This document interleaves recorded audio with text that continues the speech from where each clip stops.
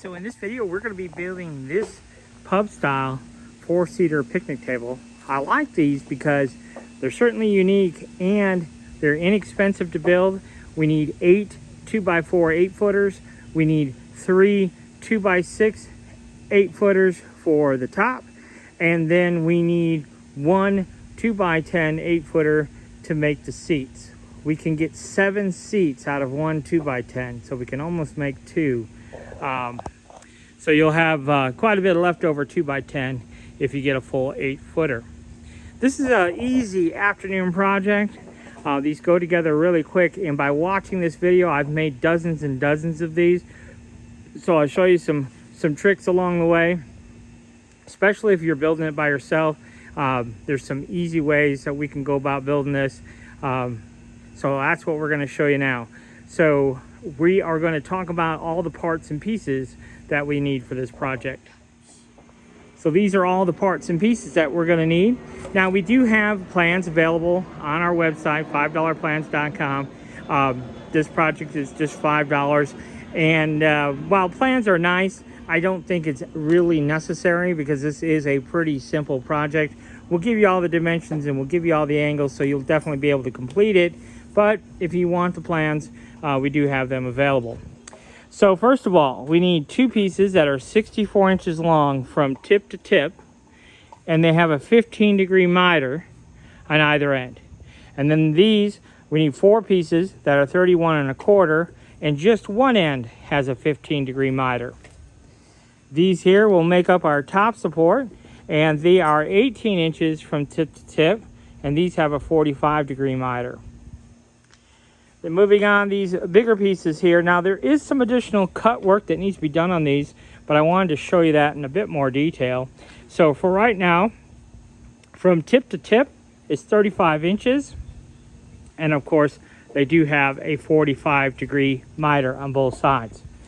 Now these pieces here will make up our top frame. They are 14 7/8 from tip to tip. We are going to be making the octagonal top just like we did over there. We do give you the plans for a square top. So if they want the octagonal top, I charge an extra $40 for the upgrade for that. So again, from tip to tip, these are 14 7/8. And to make an octagon, of course, we need 22 1/2 degrees on both sides. Okay? And then these here are 12 1/2 from tip to tip. So what I'll do is I'll cut this at 20 degrees, measure up from that point up to 12 1/2. I'll draw a line across and then come back at that 12 1/2 point with my 20-degree angle as well. Now we're going to need 8 of those. And then of course here's our 4 seats. They're 16 inches long. This is a 2x10, so they're 9 1/4 inches wide. And I just took a little miter. I just eyeballed it really. On all the corners, and then I gave a 3/8 round over with my router just to kind of smooth the seats over a little bit. And then for our very top of our tabletop, we need 3 pieces of 2x6 that are 40 inches long. We need 2 pieces of 2x6 that are 36 inches long, and then we need 2 pieces of 2x6 that are 26 inches long. All right, so that is all of the parts and pieces for the table. So like I said, this will go together pretty quickly for you, and I definitely think it's worth watching the video from start to end so you can pick up on all the tips that will just save you a bunch of time when you go to build your table. All right, so you can see what we did. We took those 12 1/2 pieces, a couple of 2 1/2-inch screws on both sides of our leg pieces. So our leg pieces are 45 inches long, and we went ahead and made up all 4 of our legs. So now we can move on to our next step. So now what we've done is we've taken one of our 18-inch long pieces with the 45-degree miter, and we screwed it to our work table, and then we've taken 2 3 1/2-inch screws and screwed them at just a slight angle into that.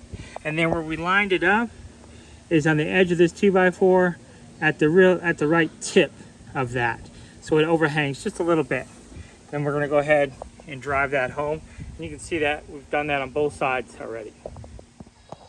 So you can see what we've kind of done here.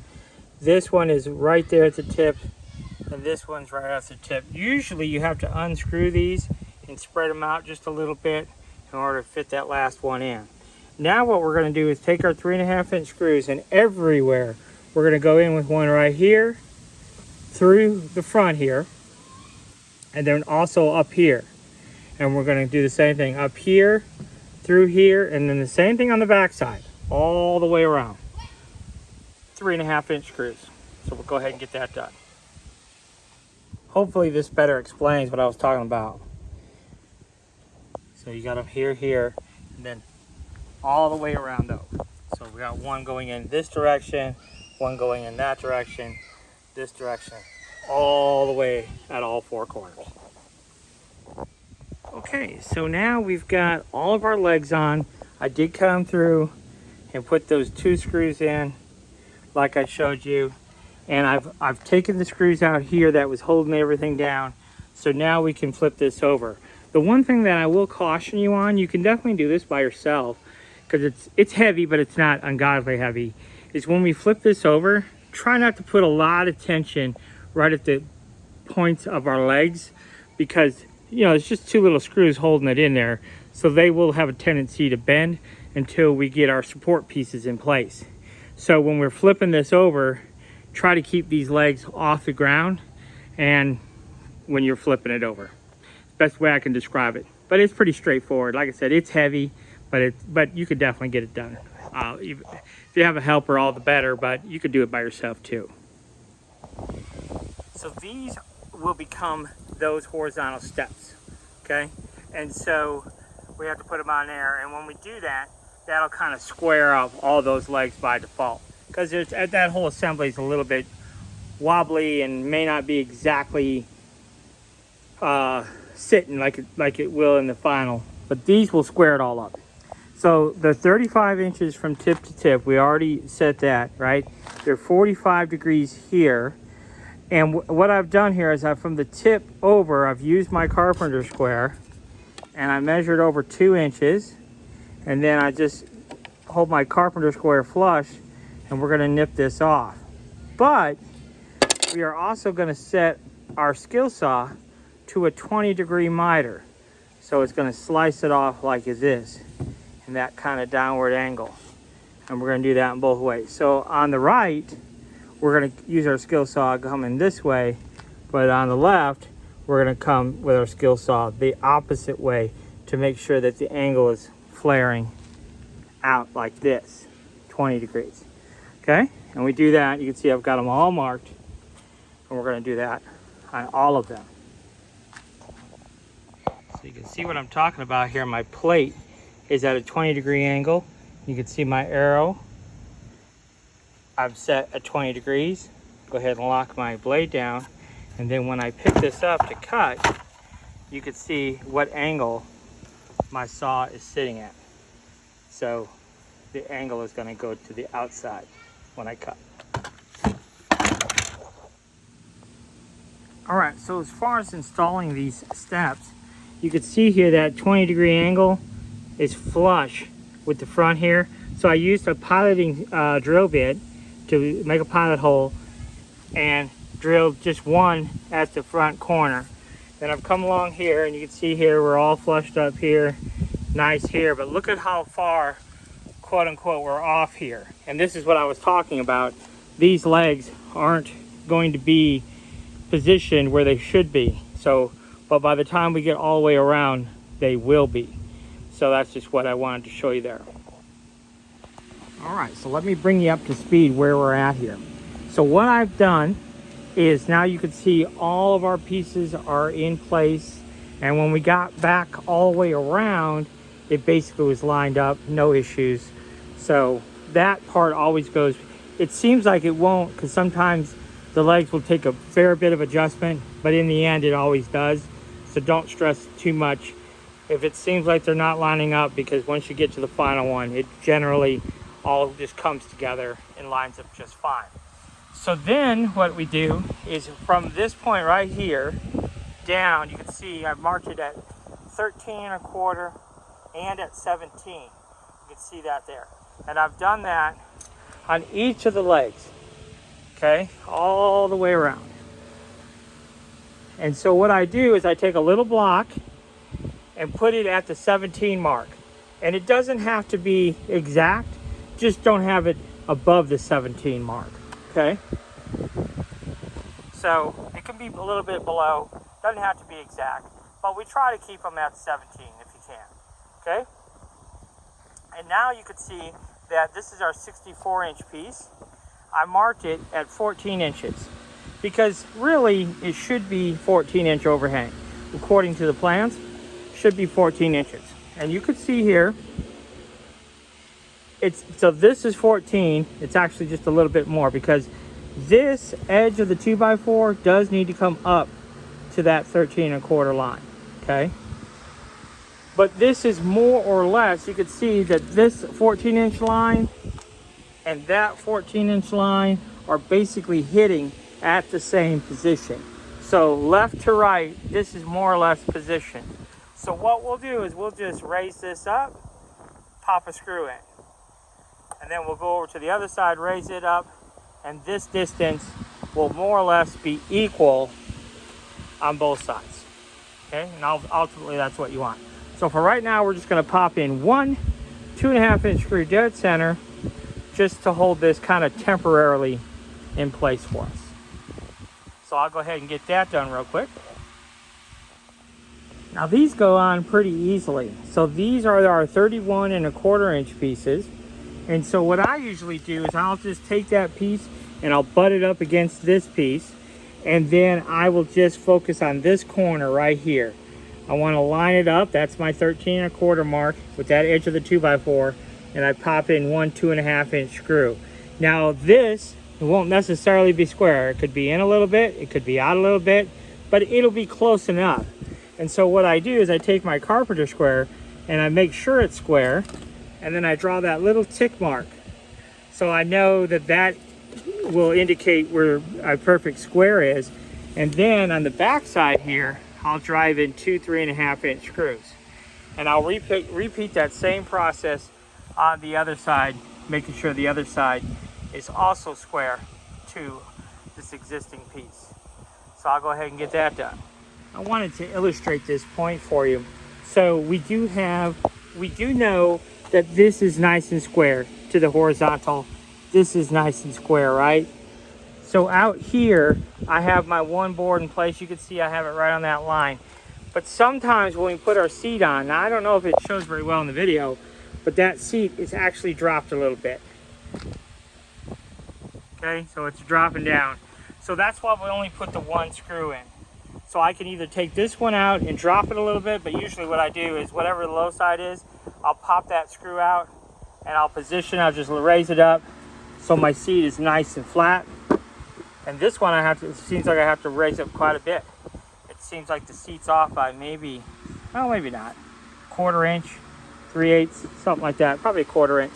So we'll just raise it up to make sure my seat's nice and flat. So that's why we only put the one screw in right now. Eventually we'll come back in and reinforce both sides with 3.5-inch screws, but we want to make sure our seats are nice and flat going across. So quick little adjustment, take 2 seconds and we can move on. Quick little tip, when we're making an adjustment, because most of our adjustments are going to be a very minute amount, what we're going to do is start a new screw. We're going to pop this one out, and because the adjustment we're going to make is so minute, it'll try to sneak back in. If we use the same screw location, it'll try and sneak in that hole that we just made. So we're going to pop this one out, make our adjustment, and make a new hole to hold our adjustment in place. So now we're back on this side, and you can see what I did. I just took the little block that we had on that side and put it over here. And you can see here that those are kind of more or less flush, but over here we're way low, right? So again, don't stress where we put these blocks. They're just there just to kind of help us out a little bit. And then we just kind of eyeball this, make sure it's more or less flush here, lined up there and lined up down there. And then we do need to run in a 2.5-inch screw and then pull this up to that line on both sides. So it's pretty straightforward stuff. So let's go ahead and get that done, and then we'll move on.